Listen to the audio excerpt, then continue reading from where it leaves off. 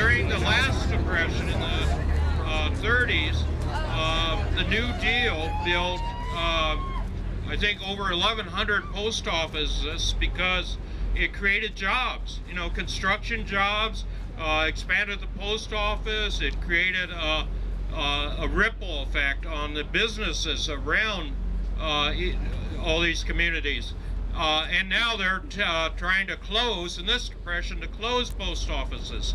So I would, fortunately, we have Harvey Smith, who is the president of the National New Deal Preservation Association, with us and can shed some more light on this. Thank you.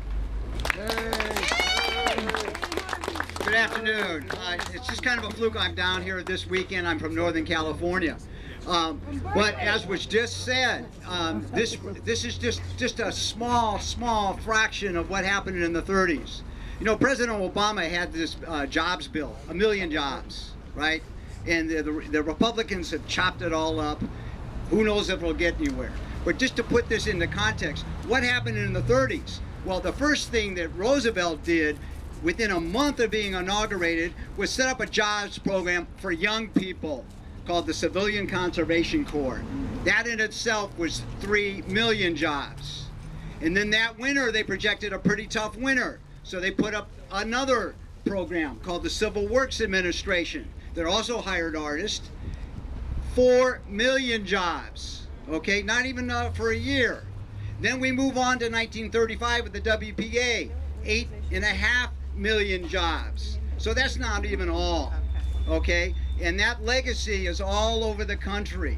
It put people to work, gave us very functional infrastructure to use, and we have a great debt to that period.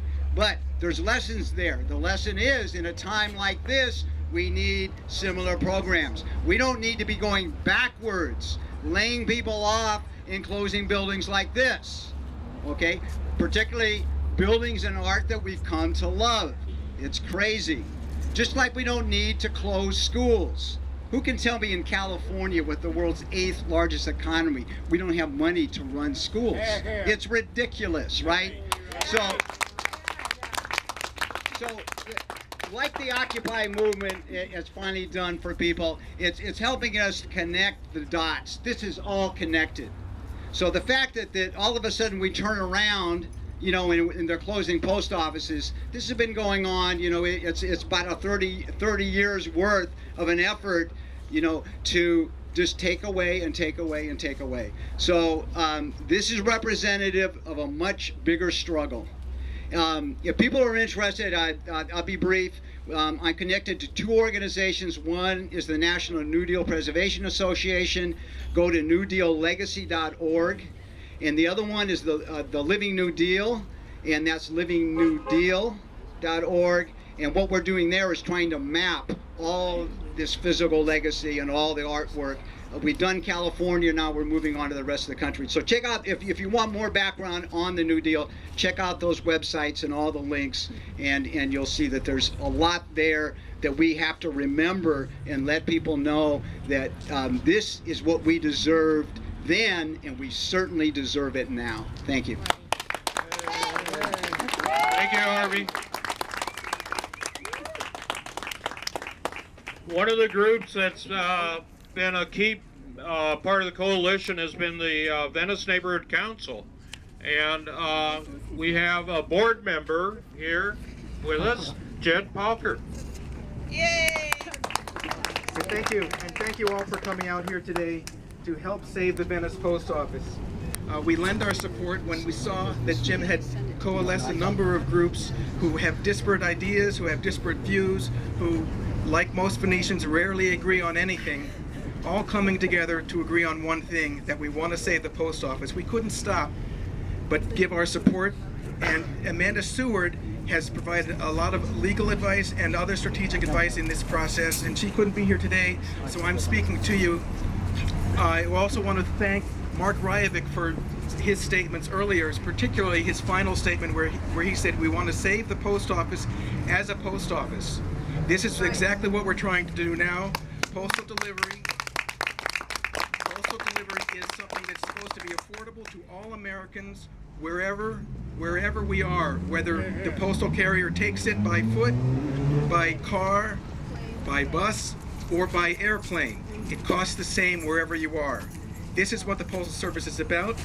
It's designed to take care of the mandate that the Constitution provides since the late 1700s, and we hope we can save the post office.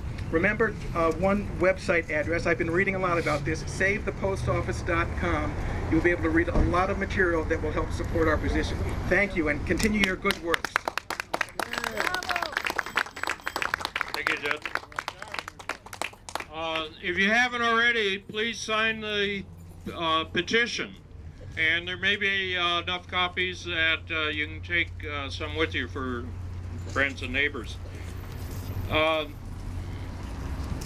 The next speaker, Carl Abrams, is chairman of the chairperson, excuse me, of the Venice Peace and Freedom, which initiated this rally. So, Carl, do you want to come up and say a few words since it's your place? Greetings, people of Venice. Once again, we gather here in unity and purpose. Many times in our history, greedy corporate entities have dominated by profit before people have attempted to rob us of our heritage. Once they tried to steal away our beautiful, historic Lincoln Place apartments. And what did we do? We fought them. We stopped them. We organized. We fought back, and Goliath fell. Now, powerful corporate and political anti-progressive, anti-union, anti-worker political forces connive to rob us again of our heritage and our tradition. This time they seek to destroy our constitutionally provided postal service and slowly strangle it with privatization for their corporate friends. We will not let this happen. We choose to keep our historic post office as the centerpiece of our Venice community.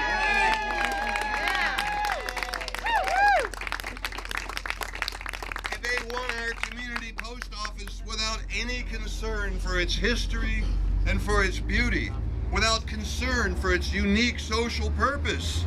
They plan to sell it and send us into retreat, into a rundown old Safeway store needing hundreds of thousands of dollars in repairs. No, United Venice will not allow this. We will continue to band together, write letters, and sing out the praises of our beautiful post office. We in Venice place people before profit and democracy before selfishness. We will not allow our post office to be sold without a fight. All right.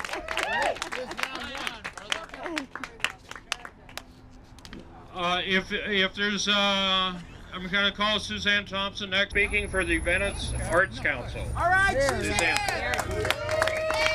Thank you, Jim. We need to hear a little bit more. Do you want to save this post office? I can't hear you! Tell them inside. On the count of 3, save Venice Post Office. 1, 2, 3. Save Venice Post Office! Emily Winters, the chair of the Venice Arts Council, cannot be here with you today. As with many people, they're over at the Otis event for the women's film that's happening. And it was kind of a difficult decision to make, but easy to make to save our post office, and that's why I'm here. The Venice Arts Council was founded in 205 on the centennial of Venice when we turned 100 years old.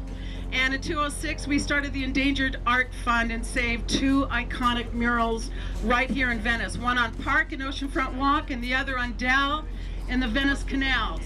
And today, the Venice Arts Council wants to support this mural, keep it, and save the post office. So you have our support 100%. And thank you for everybody for being here today. Tell people about what happened today, because there's a lot of people that aren't here that support the cause. Thank you.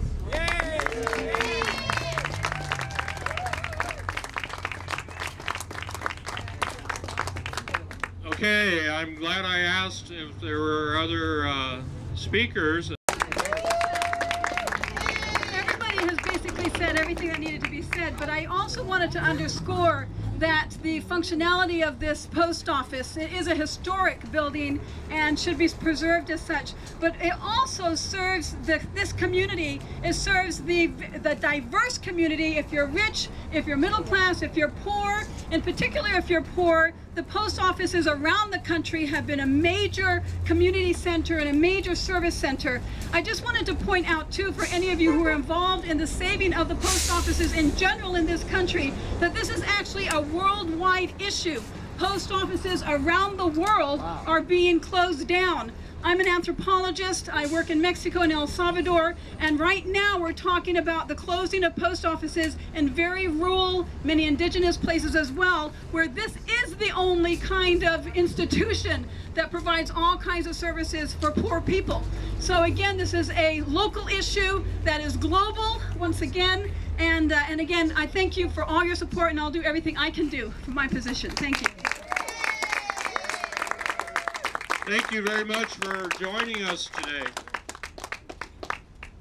Our next speaker, I first met in 1969, and he became the first person to get up on a park bench and on the boardwalk and give people a political education. Really? Swami X was the first to tell jokes, but Bill Mitchell was the first to get up there and lecture people on political realities.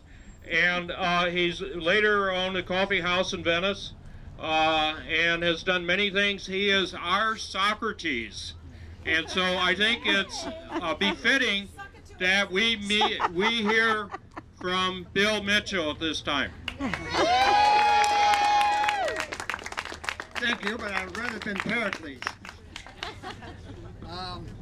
No hemlock. The fact that there's 3,700 up for auction, so this, what we're dealing with, is a federal policy.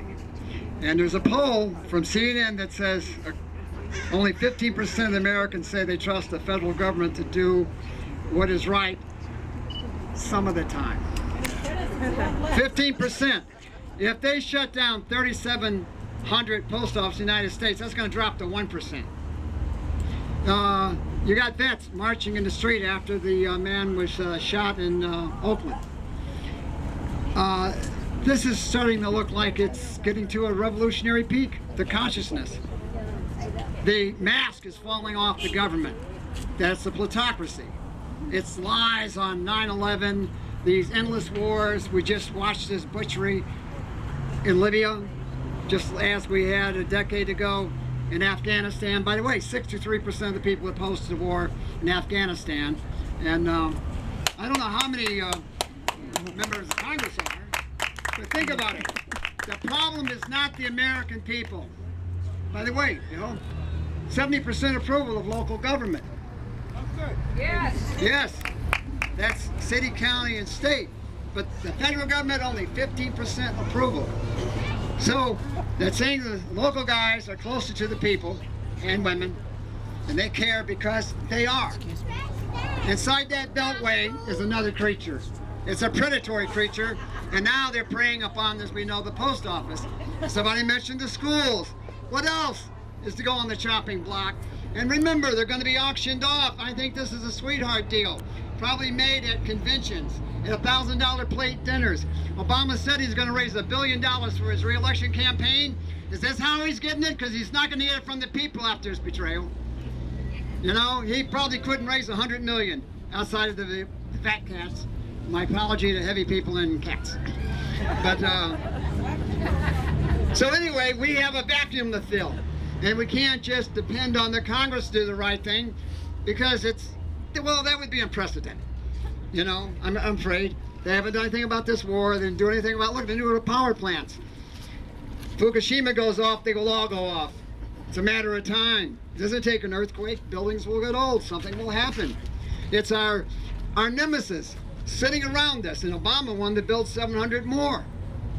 You got to look who the investors are, who the people are, and what they're doing with their money. There is that 1% we're talking about. I think it's more like 5 or 10%, but nonetheless, they're public enemies by what they do. They conspire to take away well, your citizenship in a sense. If your vote means nothing, if they can rig elections, if they can run fraudulent elections where people can totally lie and get away with it, violate all of our treaties and get away with it because Congress won't move on it, and the courts is going to say we can have a plutocracy, they can buy the elections, and Senator Sanders is right, constitutional amendment, but that amendment shouldn't have to go through the ratification of the states and the House and the Senate. It should be on the national ballot this month for the American people to repeal or overthrow or overturn the public Citizens United decision of the Supreme Court. Absolutely. And so should the Patriot Act. And so should the federal budget. Because 85% of people don't support the federal government are right. It's time that they do, we do nationally as we do on the state level in California. We can make laws by the initiative process, by referendum. So let's move to pure democracy and into plutocracy.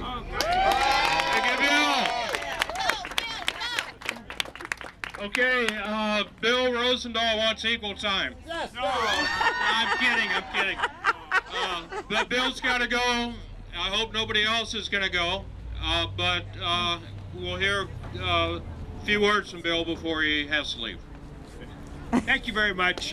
Unfortunately, I have to walk down the street, which is not unfortunate to walk down the street rather than drive down the street, to James Beach, where there is an event where I'm begging for bucks from the constituents as I move forward with my re-election strategy. So that's where I'm going to walk down to next. But this is a good beginning of activism on this. A good one. Give yourselves a round of applause. It's not easy to talk to the federal government, as our last speaker just said. It's not easy for even an elected local like me.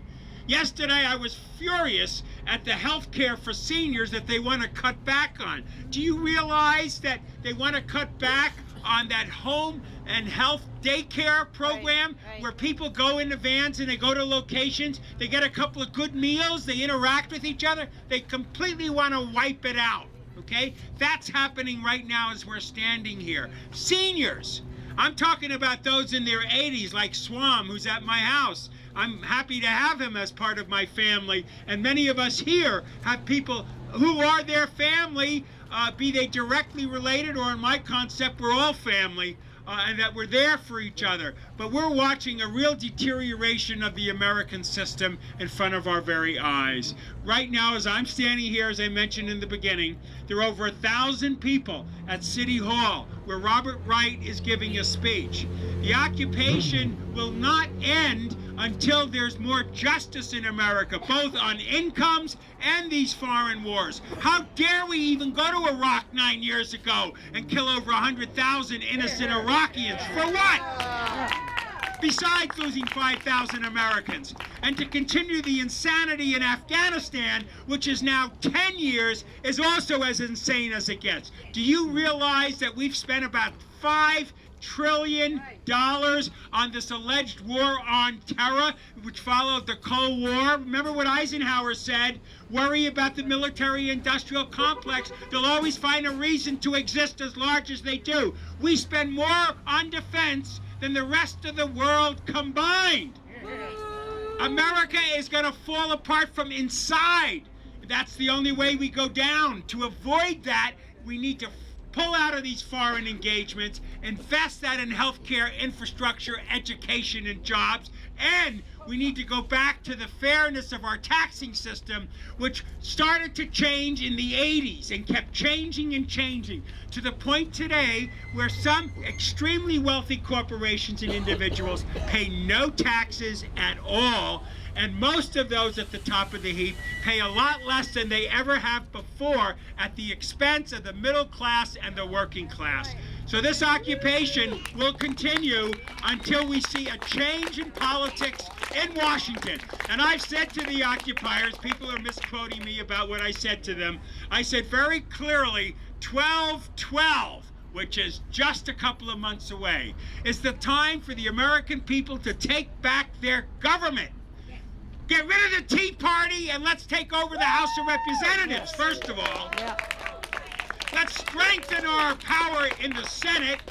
and let's start creating the programs that we used to have that has made America the greatest country on earth. 12-12 is the way we take all of our energy, we register, we put good candidates, we ask them questions, we hold them accountable, and if they're decent and they agree with where we're coming from, then we will elect them. But we can't let this media that is controlled by the corporations with their sound bites screaming and yelling dominate the scene anymore. We have to take back our government. This is an example and an expression of us saying the same thing about our post office here. Of course, you got the Rachel Maddow show on. We all watch that MSNBC. That's one of the few locations. Of course, Lila Garrett, I love her with Connect the Dots on KPFK, and also the two other PBS stations are also really good and involved in it. So God bless you all. Thank you for being here. Onward and upward. Unique and precious to add to this fight. Give Bill a big hand. Let's keep the pressure on the post office. Let's keep the pressure on our elected officials. Not talking about Bill now, but the ones who are here. And, you know, we can win this thing. And let's not forget, this is an incredible resource. Don't send your mail by UPS or Federal Express. Use the post office. And use this one, not the one in the Marina or the Mar Vista. You know, you might have to stand in line, but if you're open to it, you'll meet your neighbors. And it'll be a good experience, not a bad experience. Nice turnout. I know. I mean, why? Oh yeah, I do. Why they ask me? The bag was Let's just talk about the Venice post office. I can say a lot about that'd be fun when I'm at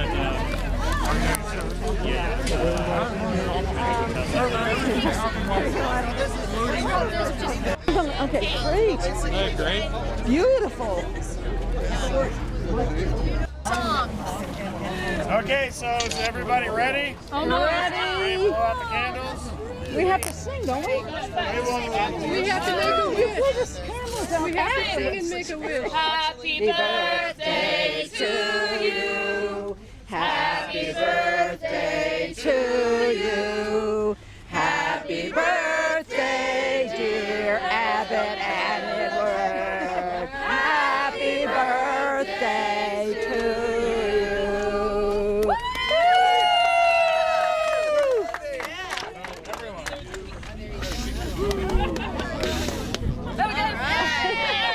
Thousand of them. Sexy shot. Okay.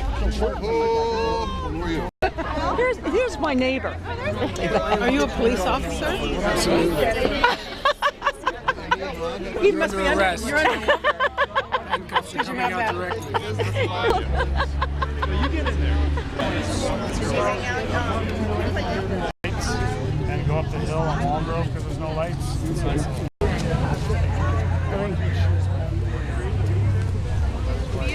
Beautiful thing you're supporting the neighborhood cause. That's wonderful. That's what we need. What do they have to say? Why are you here? Hold it. I got. Don't sell. Okay, now you got to open your eyes. Open your eyes. Hey. All right, Susie, don't sell the post office.